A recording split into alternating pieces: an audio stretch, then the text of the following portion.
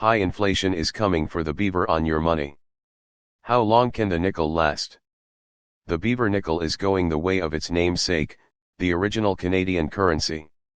A lot of Canadians may not realize that the country's famously busy rodent holds an illustrious place, not just as an early trade good and national symbol, but as our first actual unit of currency killed off by inflation. But now, the same phenomenon that is making grocery shopping feel like a trip to the jewelry store, means one of the last vestiges of the beaver's place in Canada's monetary history may soon disappear from your pocket and change purse. The demise of the Canadian 5-cent coin bearing the image of the industrious critter still called the nickel, though actual nickel ones are increasingly rare, has been widely predicted. Bye-bye, beaver. The time will come when the nickel will have to be taken out of circulation, said a report from Desjardins in 2016. We can already start planning for this change so as to see it materialize within about 5 years. That prediction, which would have seen the end of the nickel in 2020, was made back when prices were rising at less than 2% a year. But this year's surge in inflation is eroding the value far more rapidly of what, since the penny disappeared, has become Canada's lowest denomination circulating coin. In 2023, it will be 10 years since we lost the penny. With inflation hovering just below 7%, can the nickel be far behind? For many Canadians, whether the nickel continues to exist may seem unimportant. According to the Bank of Canada, the vast majority of us really don't use much cash anymore. As recently as 2009, more than half of all transactions were in cash. By 2017, that had fallen to 1/3. Over the same period, all money transactions, a figure that includes larger block transfers, declined from about 1/4 cash to 15%. An outbreak of germophobia early in the pandemic only increased non-cash payments. The COVID-19 pandemic led to greater use of debit and credit cards, said Ron Morrow, the Bank of Canada's Executive Director of Retail Payments Supervision, last month. About 85% of merchants now accept these electronic forms of payments. Rogers crash and cash. But cash still has a value, as we learned during the past year's Rogers service outage, when alternative payment methods crashed. And by choice or necessity, for anyone who uses cash, and until we have a foolproof and universal alternative, change back from your 5 remains essential. The question is, as the value of the nickel coin shrinks, exactly how fine-tuned does that settling of accounts needs to be? When the end does come, Winnipeg coin collector Bruce Taylor will be sad to see the nickel coin go. Taylor has every 5-cent coin going back to 1900. Except one. The one I really want is a 1921, which really isn't nickel, it's silver, said Taylor in a recent phone conversation. The one that I want and the grade that I want is probably around $9,000. Unlike the nickel in your pocket, the value of collector coins like the one Taylor covets keep rising in value. The actual nickel in solid nickel coins that you can still sometimes find in your change, called the melt value, is worth about 3 times the coin's face value, although that fluctuates with metal prices. Since 1982, the Royal Canadian Mint has been withdrawing those nickel coins from circulation for their metal, increasing their collector's value. But will the mostly steel nickels now in circulation increase in value once they are discontinued? Taylor is suspicious they won't. A $5 coin? The penny didn't, said Taylor, who said that for people with metal detectors, the penny coin is one of the most common things to find.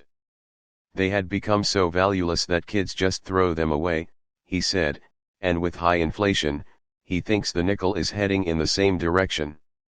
I don't think I was disappointed when the penny was gone, but if they keep doing that, what are we going to be left with? He asks. The $5 coin.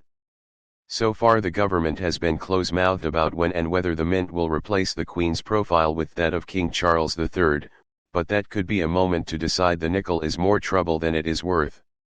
By 2013, the cost to the mint of striking and circulating a penny had become more than 1 cent. While neither the Mint nor the Department of Finance offered an interview on the nickel's future, as of right now, the nickel costs less than its face value to produce and plays an important and cost-effective role in Canada's coin denomination mix, said a finance official in an email. Maybe because they remain money makers for the Mint, small value coins often stay in circulation long after the retailers, forced to keep them on hand to use as change, find they have become a burden. In a comical recent exchange, I paid cash for a small fries that cost $5.07. To avoid a pocketful of change I fished out a dime, and the counter clerk returned a nickel to add to my collection. Nickel now worth half a cent. As 2023 begins, the nickel has fallen a long way from when it was first minted.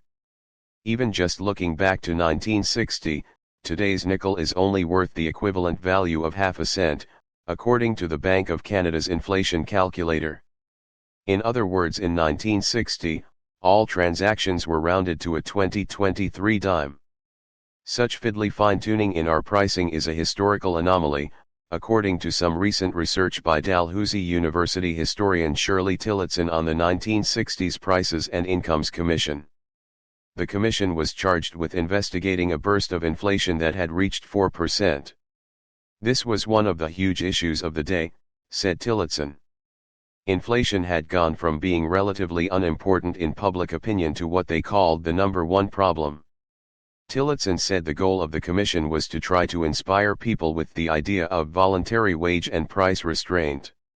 At 2% a year, the value of the dollar is reduced to 50 cents in about 47 years, while at 4.5% this happens in about 16 years, said a 1970 article in Maclean's magazine titled "Don't Be Fooled." In the long run, inflation cheats all but the very clever and the very rich. As part of that effort, one advertising company suggested that rather than going with highbrow economics, the commissioner should appeal to the ordinary Joe with images of the traditional 5-cent cigar. Inflation's historic disappearing act. The commission's concern over 4% inflation seems disproportionate when we know what was coming. In the 1970s and 80s, inflation soared to between 10 and 13%, gobbling up the spending power of workers and people on fixed incomes year after year. By 1990, a dollar would only buy what had cost 25 cents in 1970. Inflation takes away, and even when it goes down again, it doesn't give back. Cigars will never be a nickel again, and once it's gone, the nickel that first bore an image of the beaver in 1937 and with rare exception every year since won't be back. But inflation is not a modern invention. According to Brain Gettler, author of Colonialism's Currency, Money, State, and First Nations in Canada, it also applied to Canada's very first currency, called the made beaver. The idea is that this is the value of one prime beaver skin, said Gettler in a phone conversation. Beaver pelts were not convenient to carry around to use as cash, but they appeared in account books as units of money for other goods, even when no beavers were actually being traded. The evidence we do have is that really quickly, in fact, the value of the made beaver diverges from the value of the actual beaver skin, said Gettler. The made beaver became a true abstract currency with an abstract value, he said, the same way that the British pound sterling is no longer worth a pound of sterling silver. Indigenous people also occasionally used what were called tally sticks or metal tokens struck by the fur trade companies to represent the made beaver units. But mostly, said Gettler, people kept their accounts in their memories. Inflation good for the company. There's sort of a universal recognition on the part of traders that the indigenous people they're trading with have remarkably good memories and that they're honest, said Gettler. But what we see is that the value of the made beaver is inflated in the spring and early summer when indigenous people come in to sell their furs, which was always to the advantage of the fur trading companies, he said. When loggers and settlers arrived with hard currency, first pounds and then dollars, the indigenous trappers gravitated to it quickly because that is a standard of value that is outside of the control of the companies, said Gettler. Thus ended the made beaver as a unit of Canadian currency, destined to be driven out of existence by inflation, like the beaver nickel today. Said Gettler. The made beaver became a true abstract currency with an abstract value, he said, the same way that the British pound sterling is no longer worth a pound of sterling silver. Indigenous people also occasionally used what were called tally sticks or metal tokens struck by the fur trade companies to represent the made beaver units. But mostly, said Gettler, people kept their accounts in their memories. Inflation good for the company. There's sort of a universal recognition on the part of traders that the indigenous people they're trading with have remarkably good memories and that they're honest, said Gettler. But what we see is that the value of the made beaver is inflated in the spring and early summer when indigenous people come in to sell their furs, which was always to the advantage of the fur trading companies, he said. When loggers and settlers arrived with hard currency, first pounds and then dollars, the indigenous trappers gravitated to it quickly because that is a standard of value that is outside of the control of the companies, said Gettler. Thus ended the made beaver as a unit of Canadian currency, destined to be driven out of existence by inflation, like the beaver nickel today. Thus ended the made beaver as a unit of Canadian currency, destined to be driven out of existence by inflation, like the beaver nickel today. Subscribe our YouTube channel and click our bell icon for new videos.